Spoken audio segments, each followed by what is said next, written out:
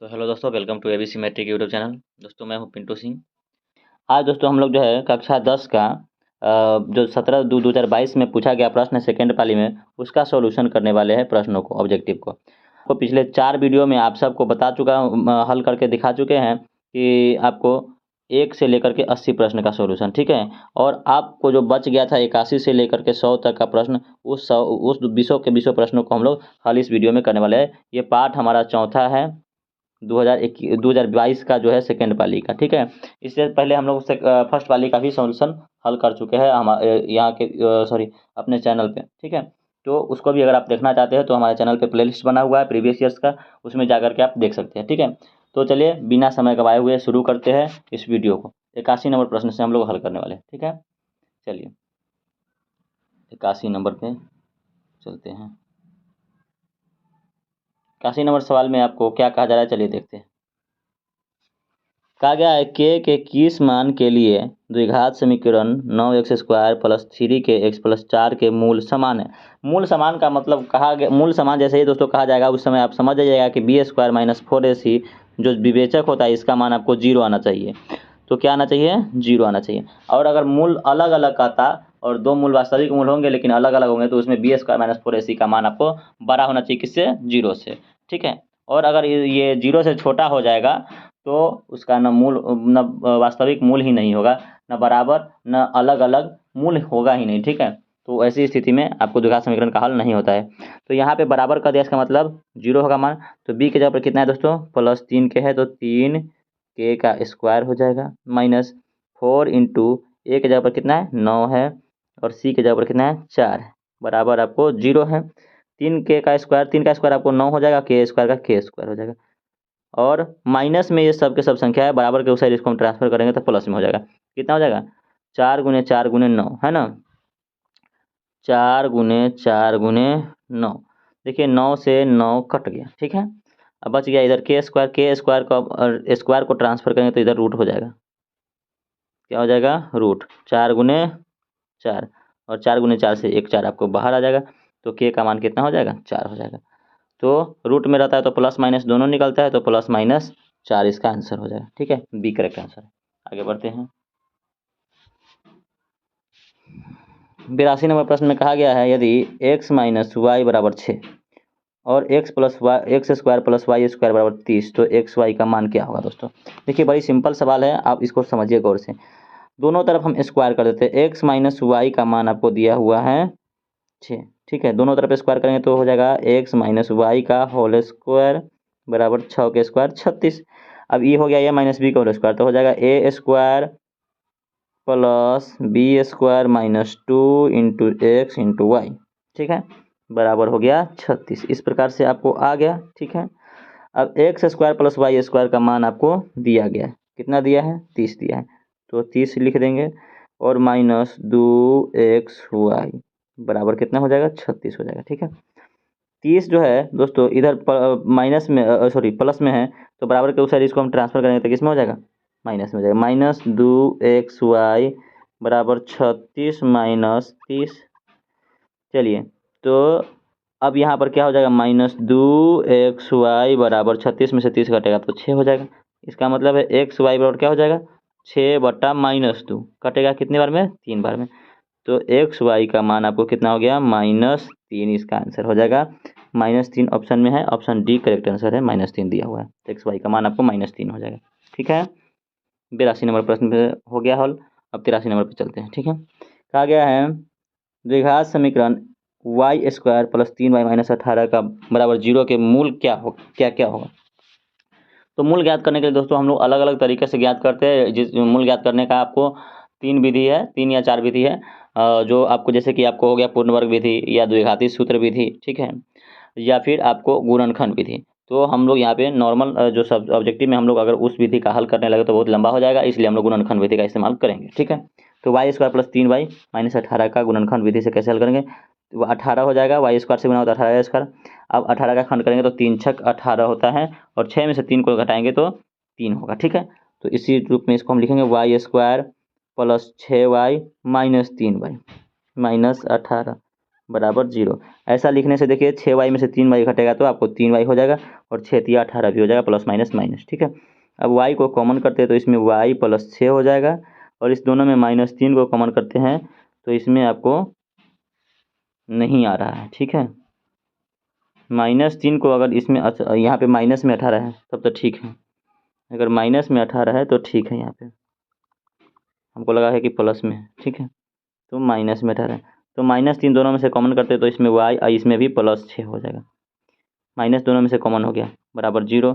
तो एक बार हो गया y + 6 बराबर 0, क्योंकि दोनों में y + 6 को कॉमन करेंगे तो इतना आएगा। एक बार बच जाएगा y - 3 बराबर 0, y - 3 बराबर 0। इसका मतलब y बराबर आपको प्लस माइनस में 6 हो जाएगा, प्लस में 6 बराबर को से ट्रांसफर करें तो माइनस में हो जाएगा, एंड y बराबर आपको माइनस में 3 है तो बराबर को उसे जाएगा तो प्लस में 3, तो -6 और 3 होगा, या या 3 और 6, तो -6 और 3 किस में है, ऑप्शन ए में है, तो ऑप्शन ए करेक्ट आंसर हो जाएगा, ठीक है। आगे बढ़ते हैं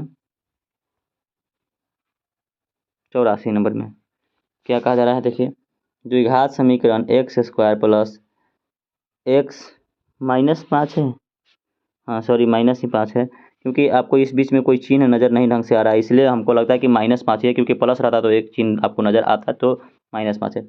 मूलों की प्रकृति क्या है, तो मूलों की प्रकृति चेक करने के लिए दोस्तों हम लोग b² - 4 इसी का मान ज्ञात करते हैं, यानी विवेचक ज्ञात करते हैं। तो b² - 4 से b के जगह पर क्या हो जाएगा, 1 है, नहीं कुछ है तो 1 है, 1 का स्क्वायर -4 गुने a की जगह पर कितना है 1 और c की जगह पर -5, ठीक है। तो क्या हो जाएगा 1 माइनस माइनस प्लस 4 पंचे 20, यानी 21 आ गया। 0 से बड़ा है, तो जब 0 से बड़ा रहता है दोस्तों, 0 से बड़ा रहता है तो इस परिस्थिति में मूल की क्या कहते हैं समीकरण का जो द्विघात समीकरण इसका 2 मान होगा, कितने मान होगा 2 हल होगा, लेकिन दोनों अलग अलग होगा। कैसा होगा, अलग अलग वास्तविक हल होगा। तो अलग अलग माने असमान, वास्तविक और असमान, ऑप्शन बी करेक्ट आंसर है। अगर यहाँ पर यह माइनस नहीं होता, ये जो 5 है वो 5 अगर माइनस न होता प्लस होता तो यहाँ पर यह मान आ जाता किसमें, माइनस में आ जाता, ये माइनस में आ जाता 20, और माइनस में 20 आता तो यह मान हो जाता घट करके -19, जो कि 0 से छोटा है। तो 0 से जब छोटा अगर होता तब इसका एक भी मान नहीं होता, वास्तविक और समान नहीं, यानी अवास्तविक हो जाता है इसका आंसर, ठीक है। तो यहाँ पे माइनस हमको दिख रहा है, इसलिए इसका आंसर क्या हो जाएगा, अलग अलग माने असमान, यानी वास्तविक और असमान, बी आंसर हो जाएगा सही, ठीक है। आगे बढ़ते हैं 85 में कहा गया निम्नलिखित में कौन समांतर श्रेणी नहीं है। समांतर श्रेणी का मतलब हुआ दोस्तों कि किसका सार्वंतर समान यहाँ पर नहीं आ रहा है। अगर डी का मान समान आने लगा तो समझ लीजिए कि वो समांतर श्रेणी में है। 5 के स्क्वायर दोस्तों कितना होता है 25 होता है, माइनस 1 के स्क्वायर 1 होता है, बराबर कितना आ गया 24। यहाँ पे 7 के स्क्वायर दोस्तों 49 होता है, माइनस 5 के स्क्वायर 25 होता है, कितना हो गया 24 से आपको आ रहा है 73 है, माइनस 7 के स्क्वायर 49 है, घटाइए 13 में से 9 घटा तो 4 और 6 में से 4 घटा तो 2, 24। इसका सार्वंतर हमेशा समान आ रहा है, इसलिए यह समांतर श्रेणी में है। इसको चेक करिए, √2 का √8 का क्या करेंगे वर्गमूल करेंगे तो 2√2 हो जाएगा, -√2, 2 का √2 में से 1√2 घटेगा तो 1√2 बचेगा। 18 को करेंगे तो 3 तिहाई 9 दूना 18, मतलब 3 बाहर आ जाएगा और √2 अंदर आएगा, 3√2 माइनस यहाँ पे 8 के क्या हो जाएगा 8 का 2 दूना 4 दूना 8, तो 2 एक बाहर निकल जाएगा, रूट में 1 2 रह जाएगा, 3√2 में से 2√2 घटेगा तो आपको फिर से 1√2 हो जाएगा।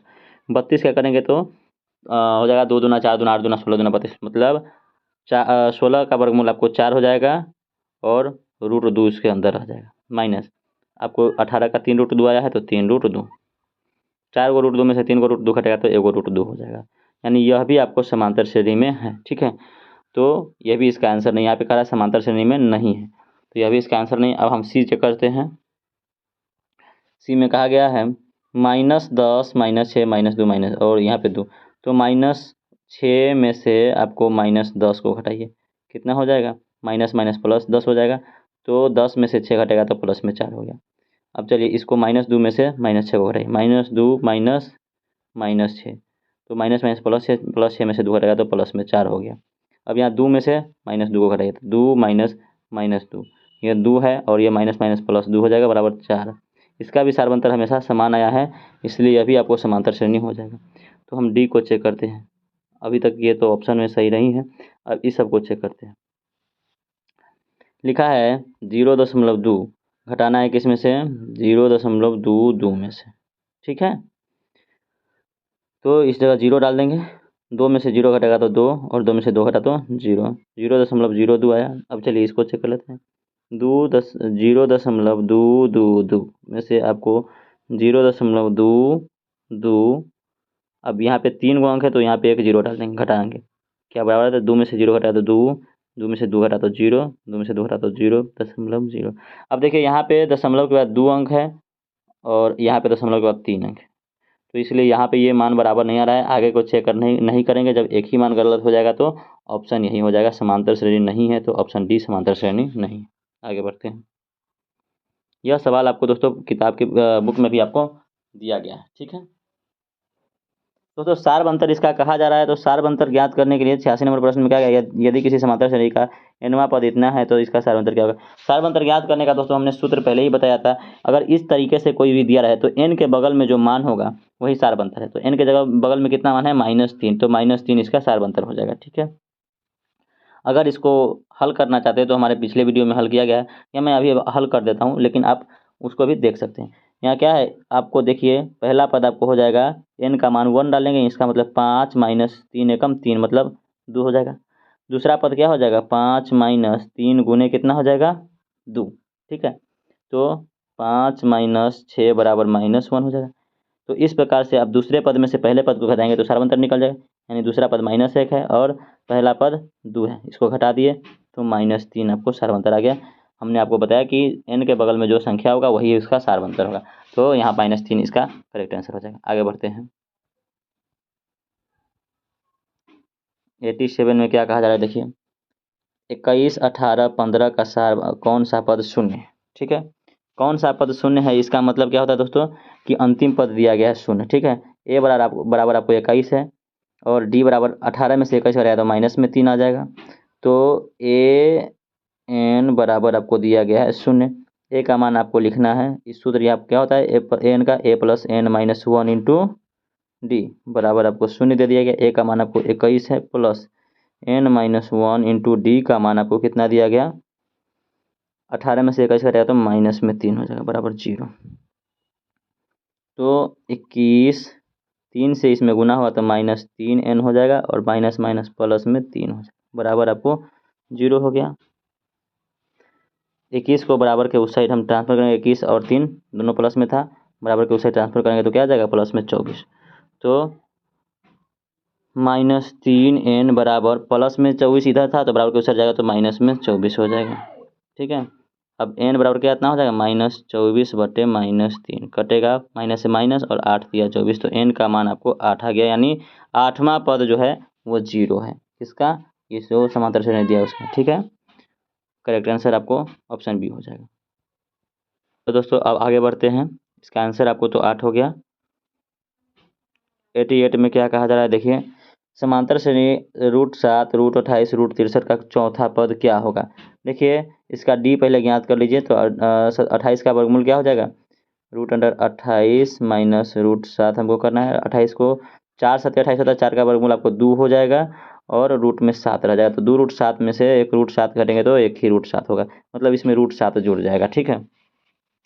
तो √7 जुटेगा तो 63 में √63 का वर्गमूल कितना हो जाएगा दोस्तों, √63 का वर्गमूल आपको हो जाएगा 9 7 63 हो जाता है, 9 का वर्गमूल आपको 3 हो जाएगा और √7 हो जाएगा, 3 √7, ठीक है। उसमें एक √7 जोड़ेंगे तो कितना हो जाएगा, 4 √7 हो जाएगा।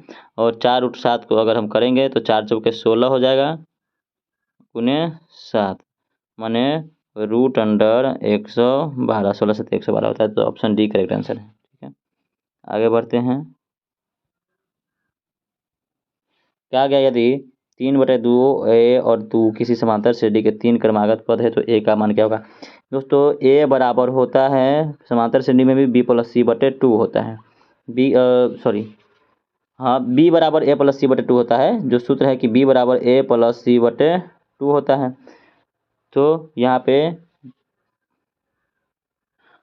पे क्या हो जाएगा दोस्तों, देखिए a+c/2 होता है, थोड़ा सा हम इसको बैक कर लेते हैं, /2 होता है, इसको थोड़ा सा मिटा लेते हैं।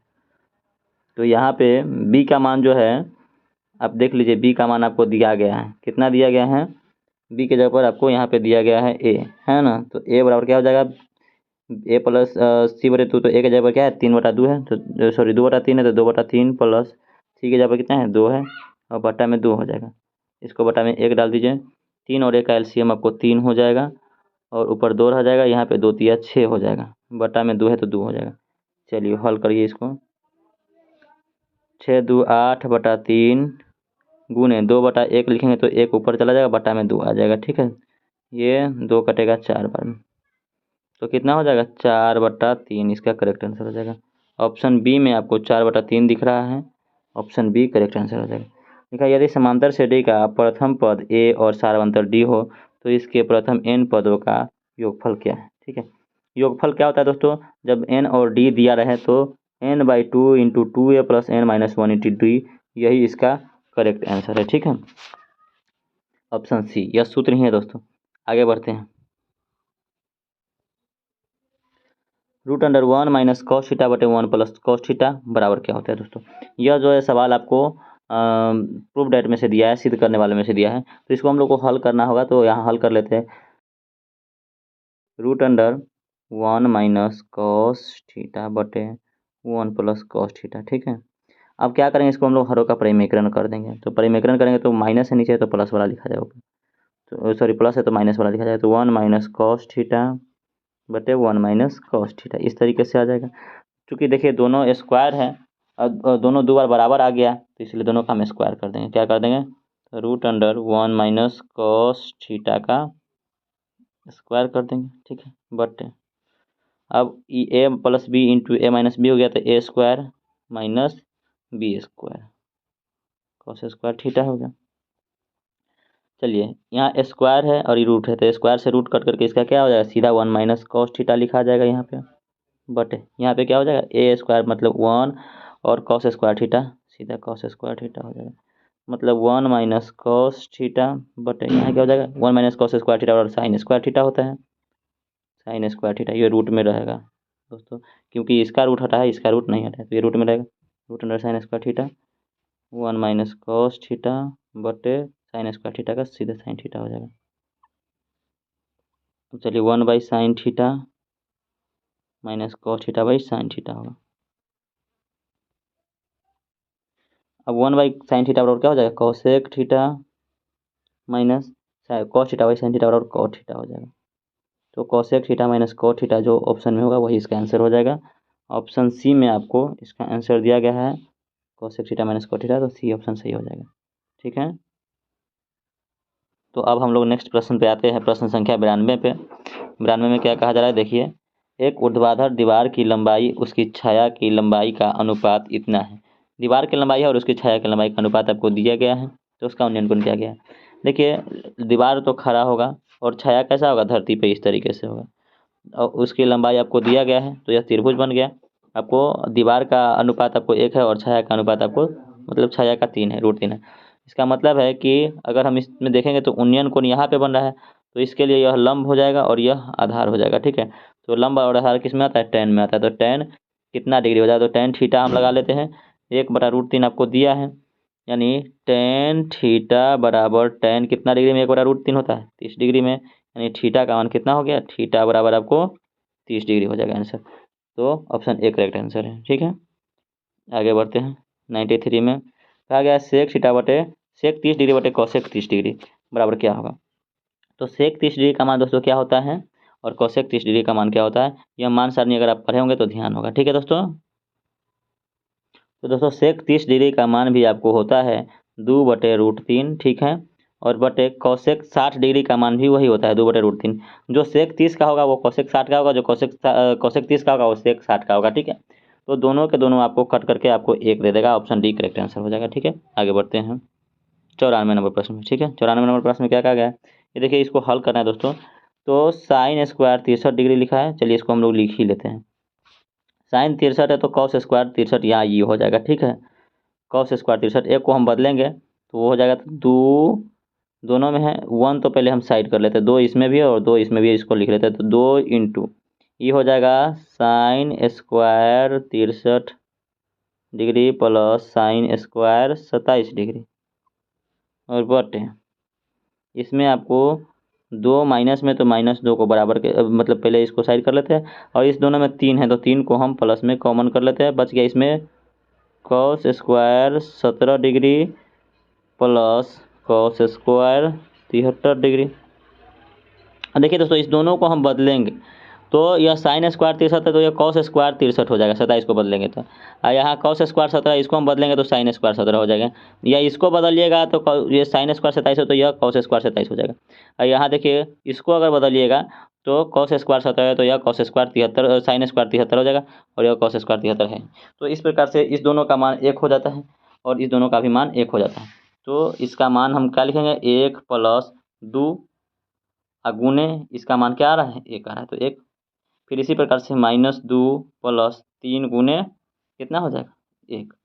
तो इसका फाइनली मान क्या आ जाएगा, 1 + 2 बटे इसका मान हो जाएगा -2 + 3, मतलब 2 और 1 3/3 में से 2 घटा तो 1, मतलब इसका फाइनल मान क्या हो जाएगा, 3 हो जाएगा करेक्ट आंसर। ठीक है, ऑप्शन डी में आपको 3 नज़र आ रहा है, तो डी ही इसका करेक्ट आंसर है। आगे बढ़ते हैं 95 नंबर में, क्या कहा, कॉस अल्फा प्लस बीटा बराबर 0 है। तो चलिए इसको हल करते हैं। कहा गया है यहाँ पे cos A alpha plus beta बराबर 0, तो देखिए कॉस को कॉस रहने देते हैं, अल्फा प्लस बीटा को रहने देते हैं, और कॉस कितना डिग्री में आपको 0 होता है, तो कॉस आपको 90 डिग्री में 0 होता है। इसका मतलब कॉस कॉस को छोड़ेंगे तो अल्फा प्लस बीटा बराबर आपको हो गया 90 डिग्री। अगर हम अल्फा बराबर रख लेते तो 90 माइनस बीटा हो जाएगा, या हमको अगर लिख लेते हम क्या कि इसी को हम अगर लिख लेते बीटा बराबर रख लेते तो 90 माइनस अल्फा हो जाता है, इस तरीके से हो जाता। तो अब हम लिखते हैं साइन अल्फा के जगह पर क्या लिख लेंगे, 90 माइनस बीटा, तो अल्फा के जगह पर हो जाएगा 90 माइनस बीटा, और यह बीटा भी माइनस में है। ठीक है, इस प्रकार से तो साइन और 90 माइनस 2 बीटा हो जाता। ठीक है, तो साइन 90 माइनस थीटा बराबर क्या हो जाएगा, कॉस और 2 बीटा, कॉस 2 बीटा हो जाता है, या कॉस 2 अल्फा भी आपको आंसर में कॉस 2 बीटा भी आएगा, कॉस 2 अल्फा भी आएगा। अगर हम इसको करते ऐसा उल्टा करते तो इसमें से दोनों में से कौन आंसर है, कॉस 2 अल्फा या कॉस 2 बीटा, तो कॉस 2 बीटा आपको आंसर है डी में। ठीक है, कॉस 2 अल्फा भी रहता तभी आंसर होता है, तो 95 का आंसर आपको हो जाएगा 95 का आंसर आपको डी हो जाएगा। ठीक है, तो अब नेक्स्ट क्वेश्चन पे आते हैं। नेक्स्ट प्रश्न में कहा गया है 96 नंबर प्रश्न में, देखिए बिंदु -2 -5 का भुज क्या है। भुज दोस्तों होता है जो पहले भुज लिखा जाता है किसी भी निर्देशांक में, पहले तो भुज लिखा जाता है बाद में कोटि लिखा जाता है, तो भुज इसमें क्या हो जाएगा, -2 हो जाएगा, ऑप्शन ए करेक्ट आंसर है। ठीक है, इसमें लिखा है 97 में, एक्स अक्ष पर किसी बिंदु का वाई नियामक क्या होता है, तो एक्स अक्ष पर वाई बराबर जो है 0 होता है, और वाई अक्ष पर एक्स बराबर जो है वो 0 होता है, तो एक्स अक्ष पर वाई का मान क्या हो जाएगा, 0 हो जाएगा, ऑप्शन सी करेक्ट आंसर हो जाएगा। ठीक है, एक्स अक्ष पर वाई का मान क्या हो जाएगा, 0 हो जाएगा। बिंदु 3 - 4 किस चतुर्थांश में है, चिन्ह क्या है इसका, प्लस और माइनस। प्लस माइनस किस चतुर्थांश में होता है दोस्तों, तो देखिए प्लस जो है आपको प्लस पहला में होता है, और माइनस आपको तीसरा में, मतलब तीसरा तृतीय चतुर्थांश में हो जाएगा। ठीक है, क्या हो जाएगा, प्लस माइनस चिन्ह किसका होता है, तृतीय चतुर्थांश। ठीक है, तृतीय चतुर्थांश के तो माइनस में, आइए देख लेते हैं कि किस चतुर्थांश में है। यह वाला दोस्तों हो गया प्लस, यह भी प्लस हो गया। ठीक है, यह माइनस यह माइनस, तो प्लस माइनस पहले तो भुज लिखा जाता है तो पहले प्लस इसका होगा और माइनस इसका होगा, तो यह किस चतुर्थांश में है, यह फर्स्ट है, यह सेकेंड है, और यह थर्ड है, और यह फोर्थ है, तो चतुर्थ चतुर्थांश है, मतलब चौथा चतुर्थांश हो जाएगा। ऑप्शन डी में आपको दिख रहा है इसका आंसर चतुर्थांश, तो ऑप्शन डी करेक्ट आंसर है। ठीक है, आगे बढ़ते हैं। 99 नंबर में लिखा है कि एक्स अक्ष से 3 5 की दूरी क्या होगा। एक्स अक्ष से, एक्स अक्ष बोले तो कहाँ पे हो जाएगा, देखिए यह आपको एक्स अक्ष हो गया। अब 3 हम लेंगे और 5 लेंगे, तो 3 5 कहाँ आएगा, मान लेते 1 2 3 इधर लेंगे, 1 2 3 4 5 यहाँ लेंगे मान लेते, तो ये इधर बढ़ेगा, ये इधर बढ़ेगा, तो यहाँ हो जाएगा 3 और 5। एक्स अक्ष तो यहाँ है, तो एक्स अक्ष से दूरी इसका क्या हो गया, 1 2 3 4 5, मतलब एक्स अक्ष से दूरी वाई का मान होगा। ठीक है, वाई अक्ष से दूरी एक्स का मान होगा, तो एक्स अक्ष से इस बिंदु की दूरी क्या हो जाएगा, 5 हो जाएगा, ऑप्शन ए करेक्ट आंसर हो जाएगा। 100 नंबर प्रश्न पे आते हैं, और आखिरी प्रश्न है आखिरी प्रश्न है इस वीडियो का। ठीक है दोस्तों, तो 100 नंबर में क्या है, चलिए देख लेते हैं हल करके। क्या है, मूल बिंदु से बिंदु एक्स वाई की दूरी क्या होगी, मूल बिंदु से बिंदु एक्स वाई की दूरी क्या होगी। तो मूल बिंदु से बिंदु एक्स वाई की दूरी आपको √x² + y² होता है, यह इसका सूत्र है। ऑप्शन बी करेक्ट आंसर है, ठीक है। तो टोटल मिला करके दोस्तों इसमें 100 प्रश्न से और 100 के 100 सवाल को हम लोग हल कर चुके हैं आसानी से। और इस प्रकार से आपका वीडियो 5 का पार्ट जो है वो पार्ट 5 का वीडियो जो है आपको ख़त्म होता है, ठीक है। और टोटल आपको 4 वीडियो आपको प्रीवियस वीडियो आपको बना करके डाल दिया गया है। तो हमारे डिस्क्रिप्शन में उसका लिंक है, वहाँ से जा करके देख सकते हो, या फिर इसका प्रीवियस ईयर का प्लेलिस्ट बना हुआ है, वहाँ से भी आप जा करके इसको देख सकते हैं। तो मिलते हैं नेक्स्ट वीडियो में, तब तक के लिए जय हिंद दोस्तों। हमने आपको बताया था कि ये जो आपको अभी चल रहा है 2022 का सेकंड सीटिंग वाला, उसको ख़त्म होने के बाद यहाँ पे इसी चैनल पे आपको कंस्ट्रक्शन, आपको सारे के सारे प्रश्नों का हल बना करके मिलेगा। तो नेक्स्ट वीडियो से आपको कंस्ट्रक्शन का वीडियो बनाया जाएगा और आप कंस्ट्रक्शन को अच्छे तरीके से तैयारी कर सके, इसलिए आप इसके लिए हमारे चैनल पर विजिट करिए और चैनल को सब्सक्राइब कर लीजिए, ताकि आपको नेक्स्ट कंस्ट्रक्शन का जब वीडियो बनाए तो आपको नोटिफिकेशन जरूर मिले, ठीक है। तो पहले 10th का बनेगा, बाद में 9th का बनेगा, और अभी समय बहुत बचा हुआ है, इसीलिए उस समय में हम आपको फिर से 2021 का 2020 का बना करके अपलोड करेंगे, ठीक है दोस्तों। तो मिलते हैं नेक्स्ट वीडियो में, तब तक के लिए जय हिंद।